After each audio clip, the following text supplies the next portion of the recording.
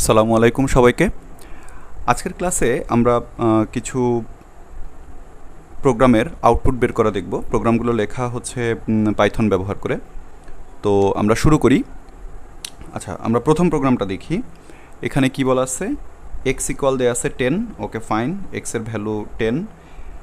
এখানে আমরা দেখতে পাচ্ছি কিছু ইফ এবং এলিফের ব্যবহার আছে। তো আমরা জানি যদি কোনো প্রোগ্রামে অনেকগুলো ইফ থাকে, ইফ স্টেটমেন্ট থাকে, তাহলে প্রত্যেকটা ইফ স্টেটমেন্টই আসলে আমরা চেক করব।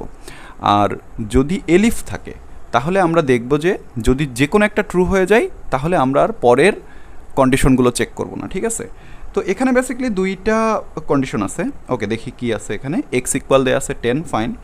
ইফ এক্স ইজ গ্রেটার দেন 10, এটা কিন্তু আসলে ট্রু হবে না, কারণ এটা ইকুয়াল 10 দেয়া আছে, এখানে গ্রেটার দেন 10 দেয়া আছে। সো এই স্টেটমেন্টের এই ইফের ভেতরে আমরা যাবই না। এখানে আছে then elif X is greater than equal 0। Okay, so এইটা কিন্তু আমার ট্রু হচ্ছে, কারণ এক্সের ভ্যালু আছে 10। So x is greater than equal 0। So equal 0, x equal 0 না, but greater than 0। Okay, so এই কন্ডিশনটা স্যাটিসফাই করে। তাহলে কি হবে? এক্স প্লাস ইকুয়াল 0, এর অর্থ হচ্ছে x equal x plus 0, right? So এক্সের ভ্যালু হবে এক্সের সাথে আর শূন্য যোগ। শূন্য যোগ মানে কি? শূন্য যদি যোগ করা হয় তাহলে এক্সের ভ্যালুটা যেটা আছে সেটাই থাকবে। সো এক্সের ভ্যালু আছে 10, ইট will B 10 plus 0, so it will B 10। এক্সের ভ্যালু হয়ে গেল কত? 10 এইখানে। এরপরে কিন্তু আমাদেরকে আর এলসটা চেক করার কোনো দরকার নাই, কারণ একটা ট্রু হয়ে গেলে আমরা আর তো চেক করার সুযোগ নাই। দেন ফাইনালি প্রিন্ট এক্স, অর্থাৎ এক্সের ভ্যালুটা প্রিন্ট করতে বলা হয়েছে। সো এক্সের ভ্যালু 10 ছিল, 10ই আছে। সো আমাদের এটার আউটপুটটা হবে হচ্ছে 10। This is the answer. Easy, হ্যাঁ? আচ্ছা, সেকেন্ডটা আমরা দেখি। সেকেন্ডটাতে কি আছে? এ এর ভ্যালু দেওয়া আছে হচ্ছে -10। ওকে, বি এর ভ্যালু দেওয়া আছে হচ্ছে 20। ওকে, দুইটা ভ্যালু ইনিশিয়ালাইজ করা আছে, এ ইকুয়াল -10 অ্যান্ড বি ইকুয়াল 20। আমরা এটা দেখলাম। এখানেও আমরা দেখতেছি ইফ এলিফ এলিফ, অর্থাৎ যে কোনো একটা যদি ট্রু হয়ে যায় আমরা সরাসরি মানে আর কোনো এলিফ বা এলস আমরা আর চেক করবো না। যে কোনো একটা ট্রু, যদি প্রথমটা ট্রু হয়ে যায় পরেরগুলো আর চেক করবো না। ওকে, আর যদি সবগুলো ইফ থাকতো তাহলে আমাদেরকে আসলে সবগুলোই চেক করতে হতো। এনিওয়ে, সো এখানে বলা আছে if A is greater than 0, আমরা দেখতেছি কি এ ইকুয়াল -10। সো এইটা কিন্তু ট্রু না, এবং এখানে দেওয়া আছে হচ্ছে অ্যান্ড, অর্থাৎ বোথ ট্রু হইতে হবে, দুইটাই ট্রু হইতে হবে। তো এটা যেহেতু ট্রু না, আমার এটা আর চেক করার কোনো দরকার নেই। এখানে আছে এ ইজ গ্রেটার দেন 0, আমার এ এর ভ্যালু হচ্ছে -10। সো গ্রেটার দেন 0 হওয়ার কোনো সুযোগ নেই, সো এটা বাদ। এলিফে এসে আমরা দেখলাম এ ইজ লেস দেন 0, হ্যাঁ এইটা true.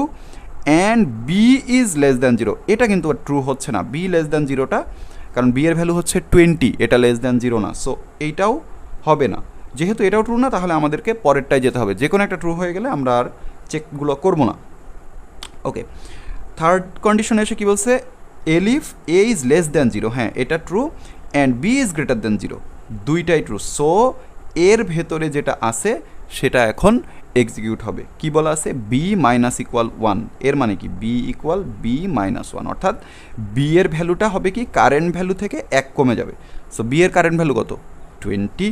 Okay, so 20 minus 1 equal will be 19। Okay, so শুধুমাত্র বি এর ভ্যালুটাই চেঞ্জ হয়েছে, এ এর ভ্যালু কিন্তু চেঞ্জ হয় নাই। বি এর ভ্যালু 20 ছিল, 19 হয়ে গেছে, আর এ এর ভ্যালু -10 ছিল। ওকে, -10ই থাকবে। দেন আমাদের তো আর এলস তাহলে চেক করার দরকার নাই, যেহেতু এটা ট্রু হয়ে গেছে, এলস আর চেক করার দরকার নাই। আমরা ফাইনালি এই ইফ এলিফ থেকে বের হয়ে এসে আমরা দেখতেছি প্রিন্ট করতে বলতেছে এ প্লাস বি। তো আমার এখানে এ এর ভ্যালু তো চেঞ্জ হয় নাই, এ এর ভ্যালু -10 আছে, আর বি এর ভ্যালু চেঞ্জ হয়ে 20 থেকে চেঞ্জ হয়ে গেছে হচ্ছে 19। তাহলে এ প্লাস বি ইকুয়াল কী হবে? এ প্লাস বি ইকুয়াল হবে হচ্ছে -10 plus 19, it will B 9। So আমাদের এটার আনসারটা কী হবে? আউটপুটটা কী হবে? 9। ওকে, সো আমরা এই দুইটা প্রোগ্রাম থেকে ইফ এলিফের বিষয়টা জানলাম। হ্যাঁ, যে কোনো একটা ট্রু হয়ে গেলে আমরা পরে আর চেক করবো না, যদিও দুইটাতেই শেষ কন্ডিশনটাই ট্রু হয়েছে। এনিওয়ে, 3 নাম্বারটা দেখি। 3 নাম্বারটা কী বলছে? 3 নাম্বারটা বলা হচ্ছে ফর আই ইন রেঞ্জ 50। আচ্ছা, আই ইন রেঞ্জ 50 এটার অর্থটা আসলে কি? I in range 50। ওকে, এখানে ফর আছে, ওকে লিখলাম ফর আই ইন রেঞ্জ 50। এর মানে হচ্ছে আইটা শুরু হবে 0 থেকে, শেষ হবে হচ্ছে, এবং আয়ের লিমিটটা হচ্ছে আই ইজ লেস দ্যান 50 এবং আইটা এক করে করে ইনক্রিমেন্ট হবে। ওকে, ফর লুপের বিষয়টা হচ্ছে এইটা, যে এটা আই শুরু হবে 0-তে, চলবে হচ্ছে লেস দ্যান 50 পর্যন্ত এবং এক করে করে ইনক্রিমেন্ট হবে। সো লেস দ্যান 50 মানে কি, আয়ের ভ্যালু কিন্তু 50 হবে না, আয়ের সর্বশেষ ভ্যালুটা কত হবে, লেস দ্যান 50 মিনস আয়ের সর্বশেষ ভ্যালুটা হবে হচ্ছে 49। সো 0 থেকে 49 পর্যন্ত চলবে, এক করে করে বাড়বে। ওকে, ঠিক আছে।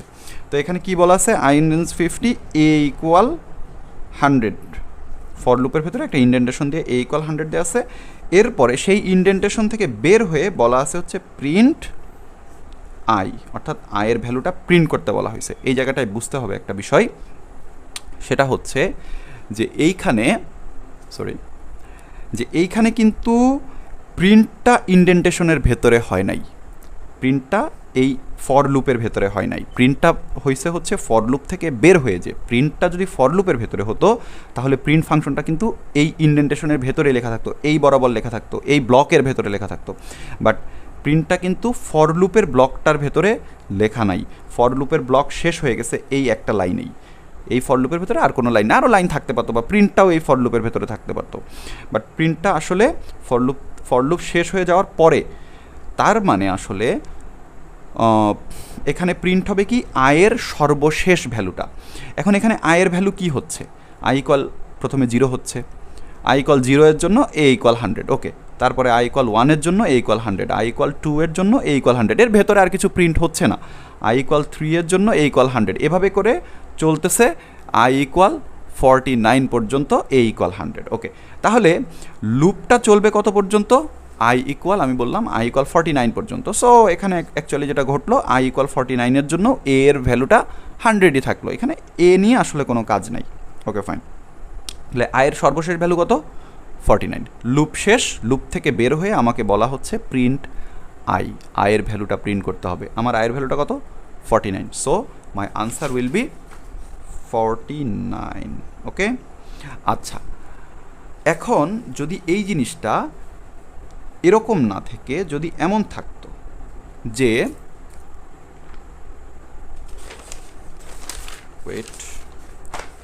যদি এমন থাকতো যে for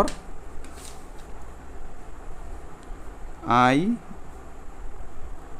in range 50, okay, A equal 100, print I, just প্রিন্টটা এখানে মানে এখানে যেটা দেওয়া আছে ইন্ডেন্টেশন থেকে বের হয়ে বাইরে, আমি জাস্ট ইন্ডেন্টেশনের ভেতরে যদি দিয়ে দিতাম তাহলে আসলে কী হতো, তাহলে দেখা যেত আই ইকুয়াল 0 এর জন্য এ ইকুয়াল 100 থাকতো, এর আসলে এখানে কোনো কাজ নাই, এর কোনো ভ্যালুও প্রিন্ট করা হচ্ছে না, এর কোনো কাজ নাই, প্রিন্ট আই, আয়ের ভ্যালুটা প্রিন্ট হবে, অর্থাৎ প্রিন্ট হতো কি 0, তারপরে আয়ের ভ্যালু হতো 1, 1 এর জন্য প্রিন্ট হতো 1, আই ইকুয়াল হইতো 2, ওকে, আই ইকুয়াল 2 এর জন্য প্রিন্ট হইতো 2। সো এভাবে 0, 1, 2 ডট ডট মানে চলতে থাকতো 49 পর্যন্ত, অর্থাৎ 0 থেকে 49 পর্যন্ত কিন্তু প্রিন্ট হইতো, জাস্ট প্রিন্টটা যদি ফর লুপের ভেতরে হতো। বাট আমাদের কোশ্চেনে প্রিন্টটা ফর লুপের ভেতরে নাই, ওকে, ফর লুপ থেকে বের হয়ে আসে, সো শুধুমাত্র সর্বশেষ ভ্যালুটা হবে। ওকে, আচ্ছা, এবার আমরা 4 নম্বর প্রবলেমটায় চলে যাই। 4 নম্বর প্রবলেমে কি বলছে, জাস্ট সেকেন্ড। 4 নম্বর প্রবলেমে দেওয়া আছে এ ইকুয়াল 5, ওকে, দুইটা ভ্যালু ইনিশিয়ালাইজ করা আছে, এ ইকুয়াল 5, বি ইকুয়াল 10। ওকে, এখানে ফর লুপটা শুরু হয়েছে হচ্ছে ফর আই ইন রেঞ্জ 2 থেকে চলবে 5 পর্যন্ত চলবে, বেসিক্যালি 5-এর আগ পর্যন্ত চলবে, আর আমার ইনক্রিমেন্টটা হবে হচ্ছে 3 করে, +3 আছে। ওকে, সো আমি এইখানে লিখি কি আছে, আমরা এখন 4 নম্বর প্রবলেমটা সলভ করতেছি। এ ইকুয়াল 5 আছে, বি ইকুয়াল আছে হচ্ছে 10, আই ইন রেঞ্জ 2 থেকে শুরু, সো আই ইকুয়াল 2 এবং কত পর্যন্ত চলবে, লেস দ্যান 5 পর্যন্ত, I less than 5, less than 5 মানে আয়ের সর্বশেষ ভ্যালুটা হবে হচ্ছে 4 পর্যন্ত। ওকে, আর ইনক্রিমেন্ট হবে আই ইকুয়াল আই প্লাস 3, 3 করে করে ইনক্রিমেন্ট হবে। ওকে, ফাইন। তাহলে বি ইকুয়াল বি প্লাস এ হবে। ঠিক আছে, তাহলে আমরা লিখি এখানে এ এর ভ্যালু 5 আছে, বি এর ভ্যালু 10 আছে, তাহলে আয়ের ইনিশিয়াল ভ্যালু কত, 2। আয়ের ইনিশিয়াল ভ্যালু 2 এর জন্য বি এর ভ্যালু, আয়ের ভ্যালু যখন 2 তখন বি এর ভ্যালুটা কি হচ্ছে, বি ইকুয়াল বি প্লাস এ, অর্থাৎ বি এর বর্তমান ভ্যালু হচ্ছে 10 প্লাস এ এর বর্তমান ভ্যালু হচ্ছে 5, অর্থাৎ বি এর ভ্যালু চেঞ্জ হয়ে যাচ্ছে কত? 15। এর ভ্যালু 5 ছিল, 5ই আছে, বি এর ভ্যালুটা হয়ে গেল 15। Okay fine. আমরা এখানে দেখছি ফর লুপটা চলবে, ফর লুপ শেষ হয়ে গেলে আমরা সামথিং প্রিন্ট করব। ওকে, আয়ের ভ্যালু 2 এর পরে নেক্সট আয়ের ভ্যালুটা কত? নেক্সট আয়ের ভ্যালু হচ্ছে I equal I plus 3, so 2 plus 3, next আয়ের ভ্যালু হয়ে গেল 5, ঠিক না? নেক্সট আয়ের ভ্যালু হচ্ছে 5, কিন্তু আমার আয় চলবে কোন পর্যন্ত? 4 পর্যন্ত। আয়ের সর্বশেষ ভ্যালু হচ্ছে 4, সো আয়ের ভ্যালু যখন 5 তখন কিন্তু এই ফর লুপটা আর চলবে না, ফর লুপের ভেতরে আর ঢুকবে না, ফর লুপ থেকে বের হয়ে যাবে। ওকে, তাহলে ফর লুপের ভেতরে আর ঢুকবে না, ফর লুপের ভেতরে না ঢুকলে তো বি এর ভ্যালু আর চেঞ্জ হওয়ার কোনো সুযোগ নেই, ঠিক না? সো বি এর ভ্যালু 15 থাকলো, বি এর সর্বশেষ ভ্যালু হচ্ছে 15, আর এ এর ভ্যালু চেঞ্জ হয় নাই, 5 ছিল, 5ই আছে। আমার প্রিন্ট করতে বলা হয়েছে কি? প্রিন্ট এ মাইনাস বি, এ মাইনাস বিটা প্রিন্ট করতে হবে। তো আমার এ এর ভ্যালু হচ্ছে 5 আর বি এর ভ্যালু হচ্ছে 15, so A minus B, 5 minus 15, it will be minus 10, right? So 4 number কোশ্চেনের আনসারটা হবে হচ্ছে মাইনাস 10, ঠিক আছে? ওকে, 5 নাম্বারটা সলভ করি। 5 নাম্বার কোশ্চেনে কি বলছে? আচ্ছা, এখানে আমাদের একটা ব্রেক স্টেটমেন্ট আছে। আমরা জানি ব্রেক স্টেটমেন্টের কাজ কি, যে এই যে এই কন্ডিশনটা যদি স্যাটিসফাই করে তাহলে এই লুপটা ব্রেক হয়ে যাবে।